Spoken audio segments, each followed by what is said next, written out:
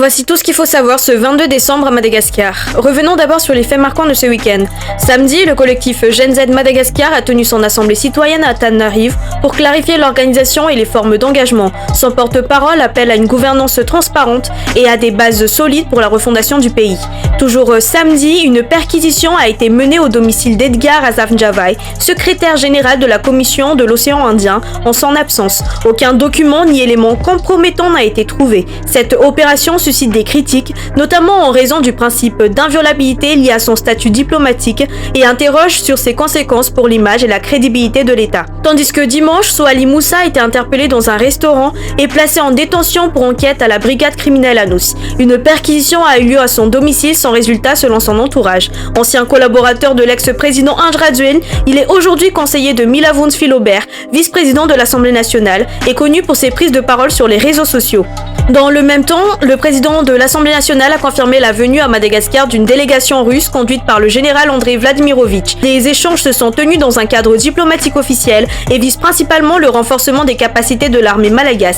Cette coopération pourrait également s'étendre au domaine économique et se veut transparente sans accord secret selon lui. Côté énergie, aujourd'hui, un groupe électrogène de 825 kWh est arrivé à Mbuvumbe, conformément à l'engagement du président de la refondation. Le président de l'Assemblée nationale indique que les délestages ont fortement diminué grâce à l'augmentation de la production. Quelques coupures mineures subsistent, mais des réparations sont en cours et la situation devrait se stabiliser d'ici la fin de l'année, selon lui.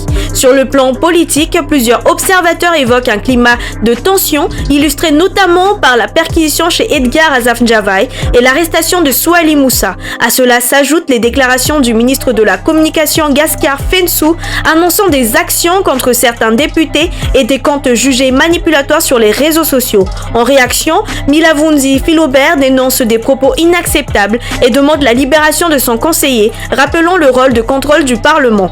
Par ailleurs, le ministre de la Communication s'est également exprimé en soutien à Raissa Razaïvoul, présidente de l'association FOFM, condamnée en 2023. De son côté, le Premier ministre appelle à une réflexion sur la régulation des réseaux sociaux face à la multiplication de propos haineux et discriminatoires. Plusieurs députés alertent sur les risques de stigmatisation de certaines communautés et appellent à plus de responsabilité collective. De son côté, le président de la refondation a nommé 3 nouveaux hauts conseillers constitutionnels après la supposée démission de 3 membres nommés en 2021 par Ange Radzuel. Cependant, rapporté par un média local, un membre de la HCC dément avoir démissionné et affirme que son mandat de 7 ans reste constitutionnellement en vigueur, soulignant qu'aucune preuve écrite de démission n'existe.